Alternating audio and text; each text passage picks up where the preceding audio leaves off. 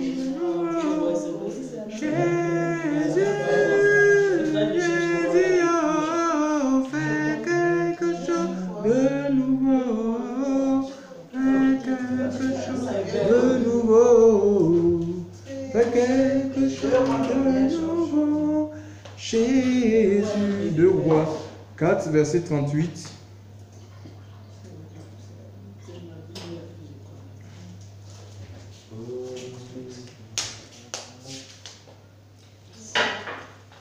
Verset 40.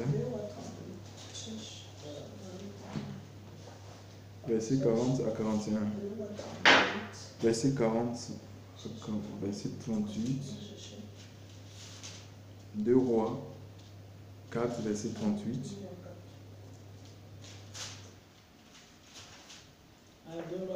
À 40. Mais je n'ai même pas encore vu voir. Du coup, c'est là. Il faut chercher 2 Rois 4, verset 38 à 40. Donc, si quelqu'un n'a pas, je fais lecture. Merci.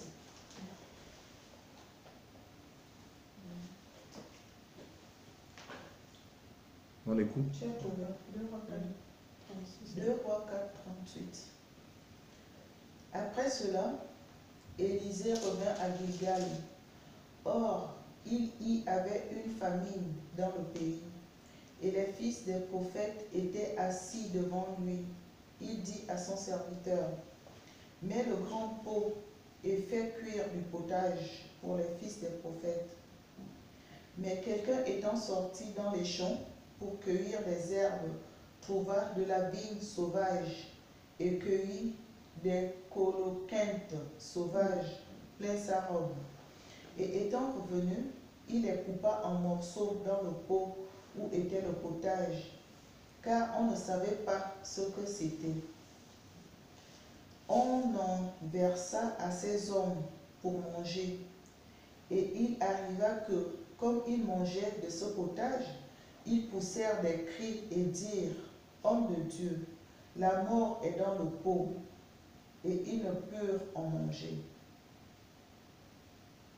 Et il dit, « Apportez-moi de la farine. » Et il en jeta dans le pot. Puis il dit, « Verse en ce... verse en un... » Comment on verse? Comment? Comment on verse? Il dit, donc il me manque quelque chose. Verse en un ce peuple, afin qu'il mange, et il n'y avait plus rien de mauvais dans le pot. Gloire à Dieu. Donc, Élisée, pour ceux qui ne le savent pas, c'est celui qui a succédé à Élie dans le ministère prophétique. Donc, ce n'était pas une succession dans la chair, c'est Dieu qui avait dit à Élisée, oins-le à ta place. Oins Élisée, prophète, à ta place. Alléluia. Donc voilà, et l'Écriture dit qu'il est de retour à Gilgal, parce que donc, si nous lisons les premiers chapitres, donc il était avec le prophète, reste ici à Bethel, je vais, reste ici, je vais à Bethel, l'Éternel m'envoie à Bethel. Donc il a suivi jusqu'à ce qu'il ait reçu ce qu'il avait demandé, le manteau. Donc voilà, nous sommes de retour, il a le manteau, il est revêtu du manteau maintenant. Il est établi prophète, alléluia. Il a le manteau de prophète, il n'a plus le manteau des disciples. Alléluia. Il a abordé le manteau du prophète Élie. Et l'Écriture nous dit qu'il arrive à Gilgal. Gilgal, c'était une zone qui se trouvait sur les plaines de Jéricho. L'Écriture dit qu'il y a là une famine. Donc, il y a une famine qui sévissait dans cet endroit. Alléluia. Et vous savez, en temps de famine, les gens peuvent manger tout et n'importe quoi pour survivre. La famine peut être définie comme étant un manque d'aliments par lequel une population souffre. De la faim aussi, la disette liée à plusieurs causes. Ça peut être la guerre. La guerre peut être cause de la famine. Parce que les gens, ils ont peur, ils se cachent, ils ne peuvent pas aller soit cultiver, aller acheter, et ils vont... donc voilà, et ça, il y a aussi les inondations. Il y a les inondations, il y a la sécheresse, l'inflation. D'accord? Il y a à manger, mais tellement c'est cher, les gens ne peuvent pas acheter. Les gens ne peuvent pas acheter. Donc il y a plusieurs causes et les conséquences, ça peut être quoi? La mort. Ou les gens commencent à maigrir, les maladies et autres. Ici, le prophète arrive dans cet endroit-là, un contexte de crise. Alors, il va dire à un de ses serviteurs de cuire. C'était les enfants, c'était les fils des prophètes. Hein. Donc, il avait pour mission d'enseigner d'enseigner la parole de Dieu. Parce qu'une des missions des prophètes, c'est d'édifier le peuple de Dieu. C'est les éclairer en fait. Enseigner les voies de Dieu aux gens. Outre le fait que Dieu peut l'utiliser dans les visions, les paroles de connaissance, prophéties, dons. Mais c'est un ministère comme d'enseignant en fait. C'est quelqu'un qui doit enseigner la parole de Dieu, qui doit ramener le cœur du peuple à la loi de son Dieu. C'est ça. C'est pas quelqu'un qui va commencer à te donner... il n'a pas de message. Comme je vois ce que Makoso fait. Je vois 46 personnes pendant 4 heures. Tu ne fais que donner des paroles. Je te vois aux États-Unis, je te vois en train de construire des grands... C'est pas ça en fait. C'est la parole de Dieu. Alléluia. C'est quelqu'un qui parle au cœur du peuple. Alléluia. Donc voilà. Donc ici, il va demander à ce qu'on mette dans le grand pot, nous dit l'Écriture. Le pot, c'est quoi? C'est un vase, c'est un récipient qui est destiné à contenir soit liquide ou aliment. Donc on prépare dans le grand pot, on appelle ça comment? Un potage, c'est-à-dire un bouillon dans lequel on cuit des aliments, mais c'est plus souvent des aliments solides, hein, c'est plusieurs aliments mélangés en fait. Hein. Donc comme un pot-au-feu, tu vois. Donc, alors, qu'est-ce qui se passe? La Bible nous dit, l'Écriture nous dit que, disons, le pot étant dans le feu, on a cuit, c'était pour nourrir les fils des prophètes. Et il y a quelqu'un qui s'est détaché, je ne sais pas, il est allé dans une forêt, il a ramassé il est allé cueillir des coloquintes, des coloquintes sauvages et je ne sais pas. Et il est venu avec ses coloquintes. Peut-être personne l'a vu, on ne sait pas ce qui s'est passé. Où les gens dormaient, ils étaient distraits. Je ne sais pas où ils étaient en train de méditer. Il est allé dans la cuisine. Il l'a mis dans le grand pot. Il l'a mis dans le grand pot. Sans la permission du cuisinier. Il a dit, peut-être, je sais pas, peut-être qu'il disait, donc, je suis fatigué de manger le même potage. Je veux manger autre chose. Vous voyez un peu? Il y a plein de choses, je ne sais pas ce qui s'est passé dans la tête de cet homme. Alors, en servant maintenant, quand le potage a cuit, en servant les fils des prophètes, eh bien, ceux qui ont mangé, qu'est-ce qu'ils ont dit? Ils ont dit, la mort est dans le pot. Parce qu'en fait, les coloquintes, c'est une plante dont les fruits sont amers. Et c'est un purgatif en fait. Donc, ça va vous envoyer aux toilettes. Donc, et ici, la première leçon que le Seigneur veut nous donner, c'est que, en fait, même s'il y a la famine, d'accord, la famine, c'est la sensation d'un manque, en fait. Hein. Et les manques sont variés parce qu'on est enfant de Dieu. Alléluia. Aujourd'hui, il n'est pas question de peut-être le potage. Donc, c'est tout ce que nous voulons. Le message, là, ce sont des symboles, des images en fait, que Dieu utilise pour nous enseigner sur les réalités, oui, sur quelque chose. Nous avons des faims, nous avons des soifs, alléluia. Et nous désirons à ce que le Seigneur puisse combler ces fins, oui, voilà, qu'il puisse assouvir cette soif, cette faim de quelque chose. Maintenant, ici, en ce qui concerne l'enseignement, il ne faut pas qu'on aille chercher ailleurs. Alléluia.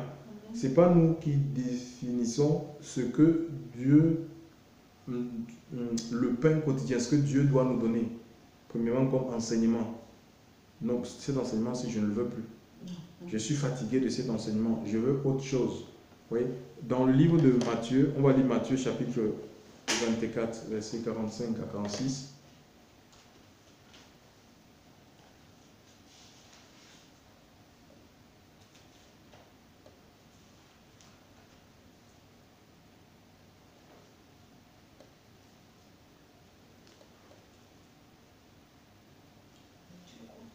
Matthieu 24, verset 45 à 46.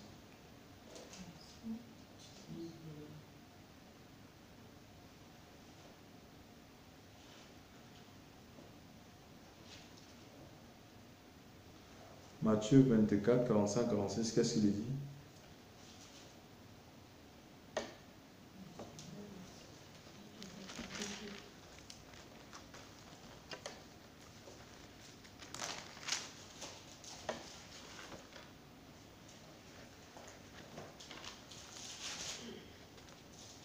Quelqu'un peut lire? La sœur cherche encore Matthieu 24, 45 à 46.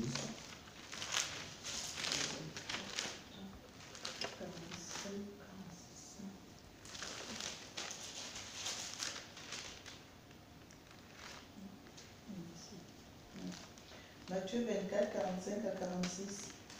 Quel est donc l'esclave fidèle et prudent que son maître a établi sur tous ses serviteurs pour leur donner la nourriture au temps convenable? Donc ça veut dire qu'il y a des gens que Dieu établit. C'est comme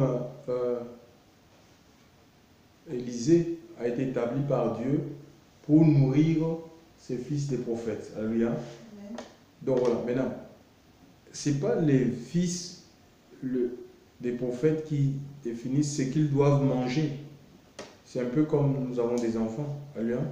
Nous connaissons ce qui est bon pour eux, ce qui va permettre à ce qu'ils grandissent et nous allons leur adapter une alimentation en fonction de leur âge. C'est comme ça que ça se passe avec Dieu. Alléluia. Donc c'est premièrement la responsabilité de ceux qui sont appelés à enseigner la parole de Dieu, vraiment d'être attachés au Seigneur. Ils ont besoin de recevoir le conseil de Dieu pour le transmettre au peuple. Amen. Parce que c'est les paroles du Seigneur qui nous permettent qui font en sorte qu'on grandisse en fait, qui solidifient notre foi en fait, qui nous affermissent, qui nous donnent la stabilité en fait. Amen. Tu vois, c'est pas les paroles d'hommes. Donc, et on peut, même si c'est une parole qui ne nous plaît pas, qui nous fait mal, si c'est une parole de Dieu, il faut qu'on accepte en fait. C'est pour nous permettre, c'est pour notre croissance, c'est pour notre édification, c'est pour notre affermissement. D'accord? Donc, ici, alors, donc, l'Écriture dit qu'il y a un il est allé dans la forêt, il a coupé, il est venu avec des coloquins de sauvages, il les a découpés, il les a mis, et l'Écriture nous dit dans le verset 39, car on ne savait pas ce que c'était. Donc c'était quelque chose d'étrange qu'ils n'avaient jamais vu. Et nous voyons aujourd'hui, le pot, ça peut imaginer cette maison, là où nous sommes. Alléluia.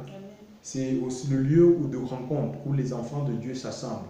C'est comme un pot, c'est comme un vase.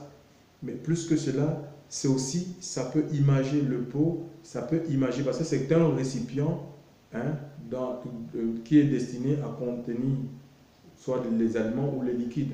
Tu vois, ça peut aussi imaginer notre vie en fait, où nous recevons des choses en fait, tu vois, où nous recevons des choses, mais attention, que si on reçoit des choses qui ne sont pas des choses de Dieu, ces choses peuvent provoquer quoi? La mort. Ils ont dit la mort est dans le pot. C'est la mort spirituelle en fait, la mort spirituelle ou l'amertume, l'aigreur.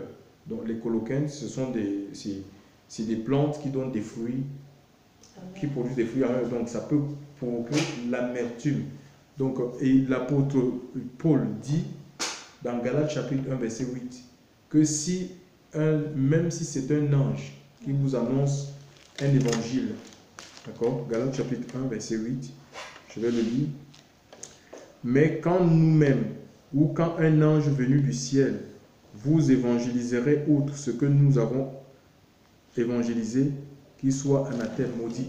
Donc ça veut dire que même si c'est un ange, on dit oui, il y a des gens qui vivent comme ça, des visions. L'ange de Dieu m'a parlé, j'ai eu une vision. tu vois, qui n'ont rien à voir, et c'est des visions qui n'ont rien à voir avec la parole de Dieu. Si c'est des visions qui nous détachent de la vérité, moi je crois aux visions, alléluia, parce que c'est biblique, ça fait partie des signes de la fin des temps. C'est un don de l'esprit aussi, les visions, tu vois. Mais si c'est des visions qui ne cadrent pas avec les Écritures, ou j'ai vu une vidéo sur internet où un monsieur, il prend son pied, il pose sur la tête de ses fidèles et on verse de l'eau. On verse de l'eau sur la tête et il prend son visage avec de l'eau, il verse son visage et l'eau ça tombe sur le visage des autres. Mon Dieu. Il y en a un autre qui a des bouteilles de soda, de coca. Il verse ça sur les gens c'est là en disant qu'on les purifie. Mais chers frères, est-ce que le sang, c'est comme si on était en train d'annuler l'œuvre de la croix. Tout est accompli, chers frères. Ce sont des visions d'hommes. Ce sont des visions d'hommes. Ça, c'est des démons qui inspirent des gens, qui inspirent ce genre de choses. Oui, on va vous dire, oui, maintenant, le Saint-Esprit dit qu'on doit s'habiller en blanc. Tu vois? Et ceux qui n'ont pas l'argent pour porter le blanc, comment ils vont faire? Ils vont aller s'endetter. Est-ce que Dieu, alors que la même l'Écriture dit que Dieu ne regarde pas l'apparence, il regarde au cœur. Donc le problème, ce n'est pas la tenue vestimentaire. Tu vois, c'est l'état de cœur. Dieu est plus préoccupé quand nous venons dans sa présence, pas parce que tu as mis telle chaussure ou tu as mis telle veste. Non, il est plus alerté par l'état de ton cœur. Tu vois, et il y a des gens qui cèdent à ça. Vous avez vu, il y a des singularités, même en ce qui concerne le domaine vestimentaire. Hein, dans la plupart des mouvements religieux, c'est sectaire, ça. Ça, ce sont des doctrines du diable. Alléluia. Et le Seigneur est venu pour que nous soyons dans la pleine liberté. Alléluia. La pleine liberté. Où le Seigneur dit, imaginez, on peut dire, ça c'est les démons qui parlent. Le Seigneur dit, oui, il faut qu'on se réunisse tel jour. Que ce soit seulement ce jour-là. Tu te rends compte? Le conditionnement. Tu vois, c'est pas de Dieu. Il y a un pasteur, bon, il est en prison maintenant au Brésil, il faisait boire son sperme à ses fidèles. En disant que c'était ça quand il buvait. Mais oui, non, mais que c'était le liquide saint. Donc il dit que Dieu lui a dit que c'était le liquide saint. Que c'était le liquide saint. Donc il fallait qu'il boive ça en fait. Oui, tu vois, mais c'est pas de Dieu ça. Est-ce qu'on a vu un apôtre tomber dans ce genre de pratique? On n'a pas vu ça dans la Bible, tu vois. Et il est déjà un coup, puisqu'il veut des solutions rapides. Que c'était le liquide saint pour qu'ils reçoivent les bénédictions. Et il faisait boire et aux hommes et aux femmes. Donc, on l'a piégé, donc la police, parce qu'ils avaient vent de ce qu'il faisait. Oui. Et même étant en prison, il continuait à faire ça. Oui. Il y a un autre au Ghana qui priait sur les femmes, les seins des femmes, dont il posait ses mains sur... dont les femmes se... C'est de l'occasion. Oui, il posait ses mains sur les seins des femmes en disant que c'est pour... les démons passent par les seins. Ouais, mais c'est écrit où? C'est écrit. Vous vous rendez compte? Donc, ce sont les doctrines de démons. Donc, l'Église, elle est infestée aujourd'hui. Vraiment, des doctrines de démons. Il faut veiller sur sa vie. Alléluia. On ne veut pas, on veut rester dans la sainteté de Dieu. Alléluia. L'évangile pur. L'évangile de Christ. L'évangile qu'a enseigné les apôtres. Nous ne voulons pas des méthodes. Comment ceci? Comment cela? Comment 9 paix pour rentrer? Non, on ne veut pas ça. On ne veut pas les méthodes. Prêchez-nous le royaume des cieux et la justice du Seigneur. Alléluia. Et l'Écriture dit que tout nous sera donné par-dessus. Il y a au Ghana aussi un monsieur qui a un prophète qui demande aux gens de venir avec leurs sous-vêtements. Mais oui, les sous-vêtements, les soutiens-gorge, et pour dire que voilà, maintenant les malédictions vont, s'ils prient sur ça, les malédictions vont partir, ils auront les bénédictions. Et les gens, ils affluent, ils vont donner leurs sous-vêtements, ils vont donner leurs culottes. Et dans des bâtiments d'église, c'est l'aveuglement, ce n'est pas des doctrines, ce n'est pas dans la Bible tout ça. Non. Tu vois? Et pourtant, le Seigneur a donné Parce que les gens, ils veulent la facilité en fait. Oui. Ils veulent la facilité. Ça ne peut pas nous changer. Alléluia. Il faut qu'on se donne, on doit se donner au Seigneur. Alléluia. On doit se donner au Seigneur. Parce que si on donne des messages qui ne sont pas les messages de Dieu, ces messages vont produire l'aigreur dans notre vie. Parce que malgré qu'on fasse ces choses, j'ai même un cousin qui est tombé dans ça. Il demandait aux gens, pendant 3 jours, il faut qu'il se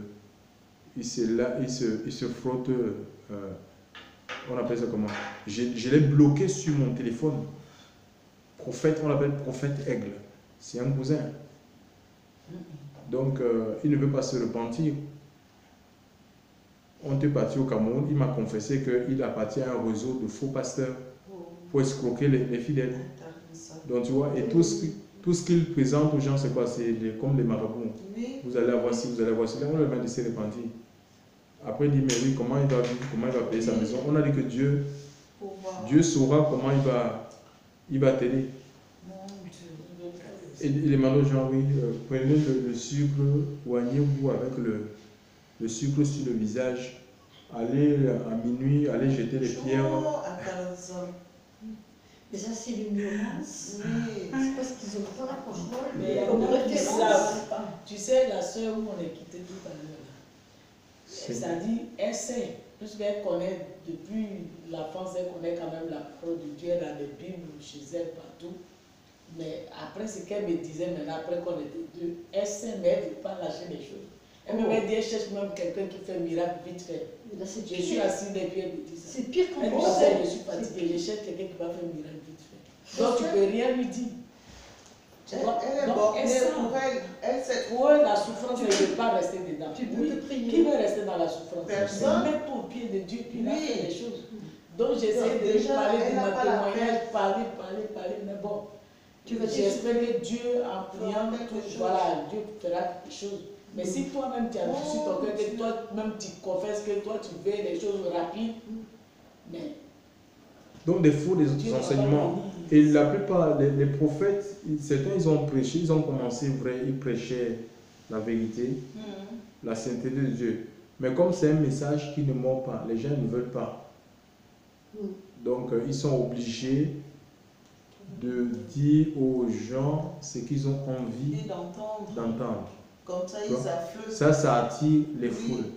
Donc voilà, dire aux gens ce qu'ils ont envie. Alors que le problème, c'est pas les hommes qui les ont appelés. Ils ont premièrement besoin de Dieu. S'ils ont Dieu, ils auront le message qu'il faut. Même si les gens parlent, Dieu va attirer d'autres personnes. Alléluia. Le Seigneur ici, si les disciples se taisent, les pierres vont crier. C'est l'œuvre du Seigneur, ce n'est pas notre œuvre. Donc à vouloir à tout prix bâtir avec la concurrence qui a la plus grande église, il y a plus d'âmes, donc voilà, on est rentré dans la compétition. La chair. C'est qui a le plus grand bâtiment, donc c'est terrible. Comme on a vu au Congo, là il y a les Yvon Castanou, ils ont construit le palais de ces palais cité de gloire, dont le plus grand, la plus grande méga church de l'Afrique, centrale, oui. C'est ce qui a construit ça. Oui, ils ont construit ça, oui. Ils appellent ça cité de gloire. Et les gens sont au Congo, il y a une pauvreté qui ne dit pas son nom. Je vous dis la vérité, c'est un pays où il y a la pauvreté, sous-développement. Donc, le Congo, Kinshasa, le Congo-Brazza, pauvreté, je vous assure. Ils ont tant de richesses dans ce... Et eux, ils construisent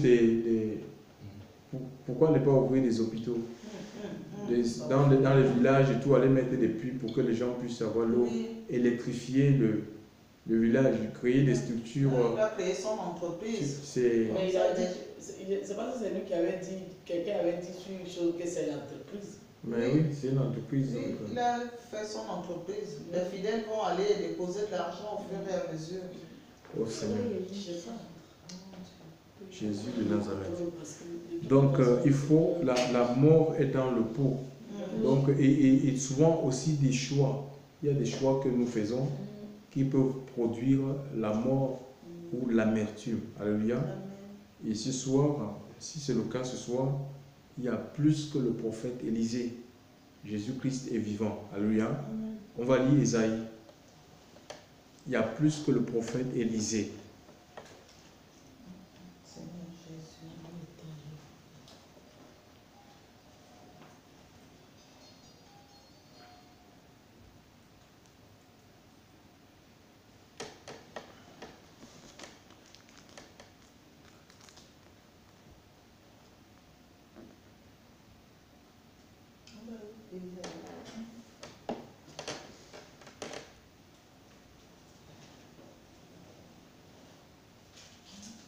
Et verset 3. Hein. Isaïe combien? Ésaïe 61, verset 3.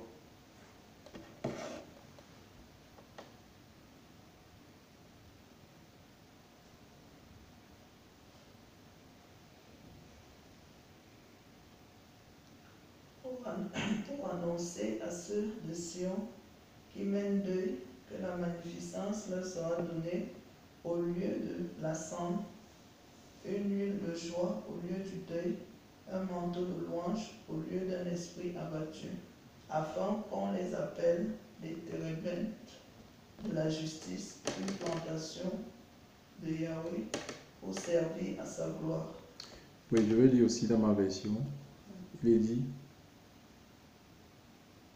tous ceux qui mènent pour la vengeance de notre Dieu, pour consoler tous ceux qui mènent deuil, pour mettre et donner à ceux de Sion qui mènent deuil l'ornement au lieu de la cendre, l'huile de joie au lieu du deuil, un vêtement de louange au lieu d'un esprit abattu, afin qu'ils soient appelés térébintes de justice sur le plan de l'Éternel pour qu'il soit glorifié.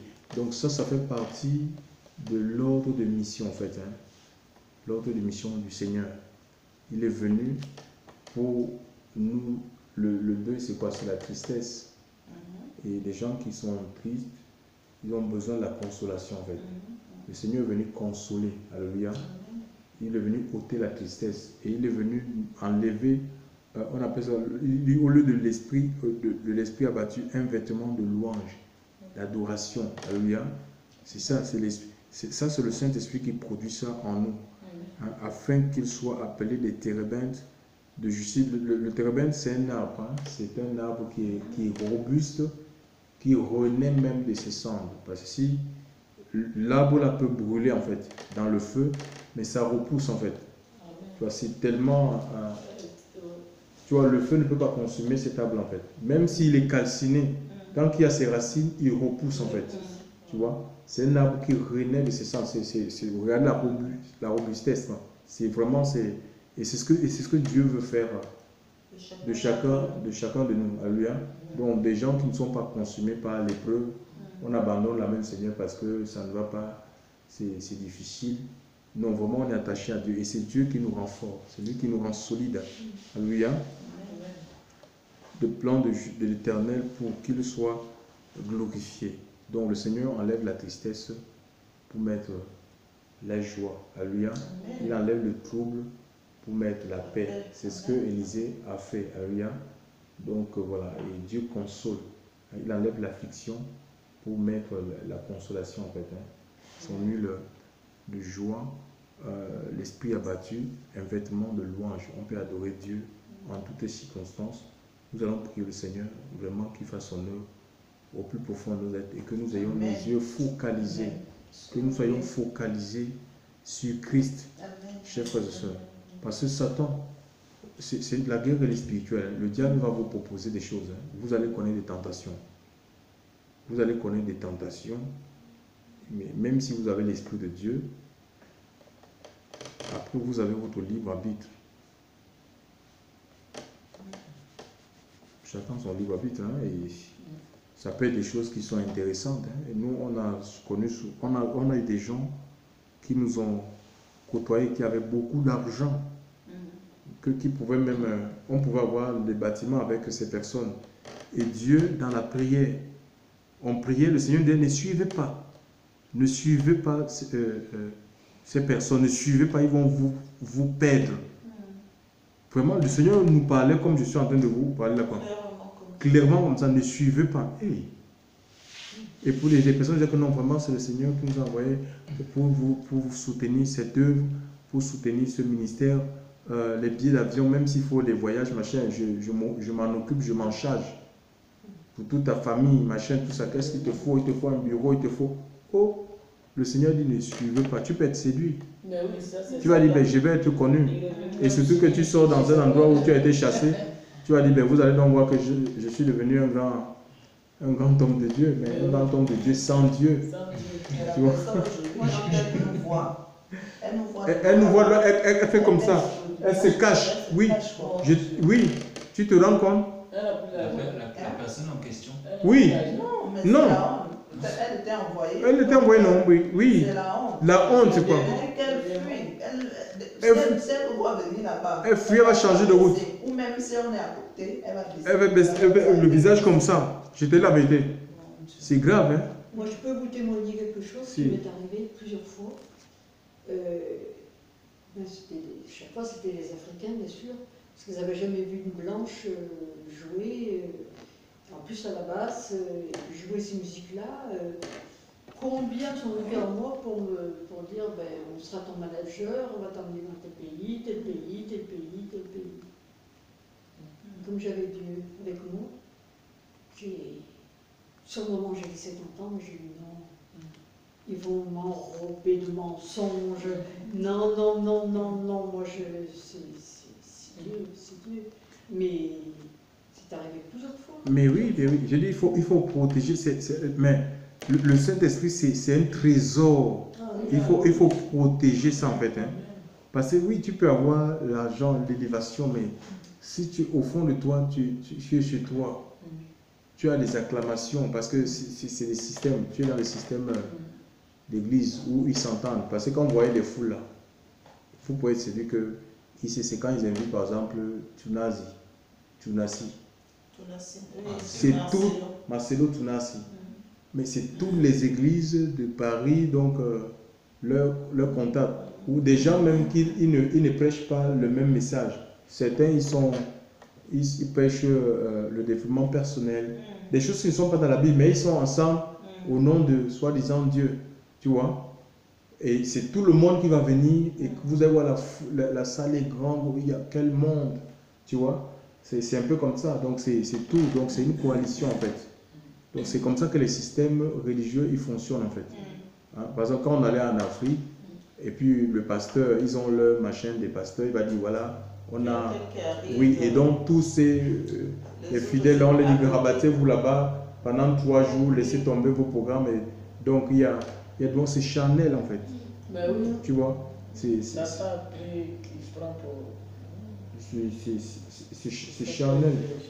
Donc, bon, la plupart des pasteurs avec qui j'ai travaillé, mais certains ils avaient perdu la présence de Dieu. J'ai vu le changement en fait.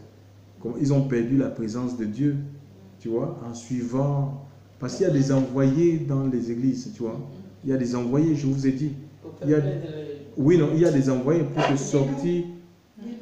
pour te sortir de la présence de Dieu. Parce que s'il y a la présence de Dieu, il y aura le message, tu vas donner le message qu'il faut, le vrai message, tu vois un peu. Tu vas parler au cœur du peuple, tu vois, tu vas parler au cœur.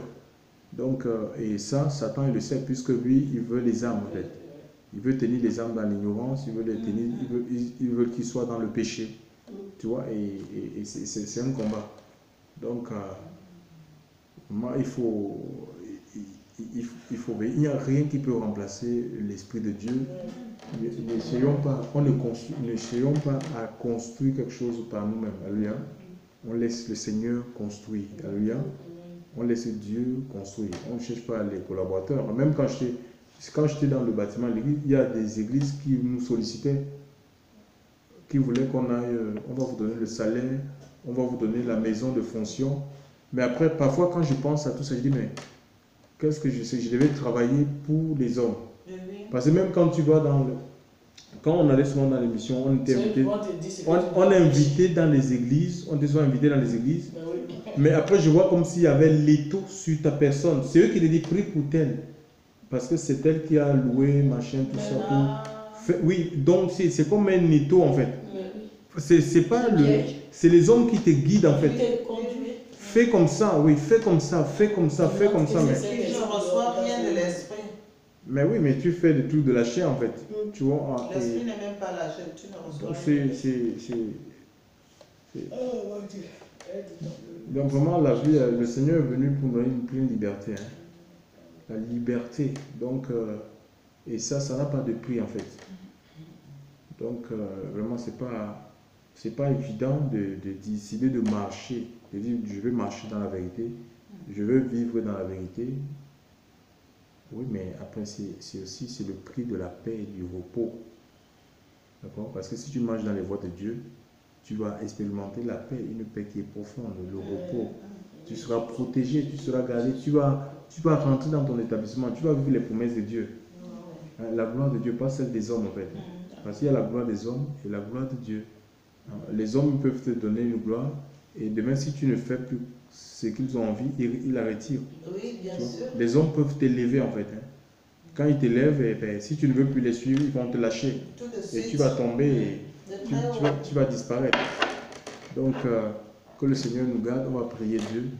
Vraiment qu'il nous visite, qu'il nous touche, qu'il remplisse nos cœurs de sa présence. Nous ne voulons pas autre chose, nous ne voulons pas dévier. Nous voulons rester dans ses voies, nous ne voulons pas enseigner des doctrines de démons.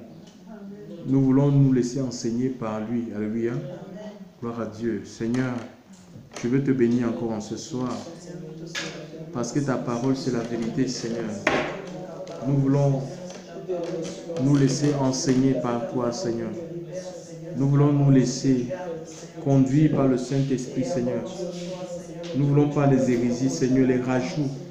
Seigneur, nous ne voulons pas falsifier ta parole, Seigneur. Mon Dieu, mon Père, c'est pourquoi en ce soir, nous venons à toi. Seigneur, pour que tu agisses en puissance, tu agisses en profondeur. Seigneur, mon Dieu, mon Père, ôte toute ambition personnelle. Ôte, mon Dieu, mon Père, Seigneur Dieu, toute velléité, Seigneur, de paraître, Seigneur, ôte, Seigneur, mon Dieu, mon Père, Seigneur Dieu, tout ce qui peut nous amener à s'élever contre toi. Seigneur, mon Dieu, mon Père, nous voulons être soumis au Saint-Esprit. Nous voulons être soumis, nous voulons te laisser construire. Nous voulons te laisser bâtir cette œuvre. Nous ne sommes en course, en compétition avec personne. Seigneur, nous voulons ta présence, Seigneur. C'est ta présence qui libère les gens. C'est ton esprit qui guérit, c'est ton esprit qui console, c'est ton esprit qui convainc. Seigneur, mon Dieu, mon Père, visite-nous. Mon Dieu, mon Père, donne la profondeur, qu'on ne suive pas nos intérêts. Mon Dieu, mon Père, tu nous l'as toujours dit, Seigneur, mais qu'on priorise tes intérêts, Seigneur. Nous voulons travailler pour l'avancement du royaume. Nous voulons, Seigneur, être de ceux qui vont ramener ton règne. Seigneur, ta gloire sur la terre. Nous voulons que notre vie, Seigneur, mon Dieu, mon Père, puisse influencer que notre génération, par notre service, soit influencée, Seigneur, par toi. Merci, mon Dieu, mon Père, de garder nos cœurs entre tes mains, Seigneur. Malléable, Seigneur. Nous te remercions encore ce soir parce que tu nous accordes un renouveau, Seigneur Dieu. Tu nous consoles, Seigneur. Oh Dieu, Seigneur, tu nous revêts de ce vêtement de louange. Tu nous libères, Seigneur Dieu, des œuvres de la chair. Mon Dieu, mon Père, sois loué, Seigneur.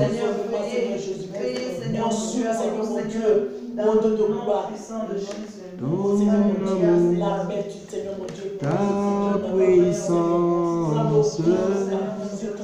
ta puissance dans ma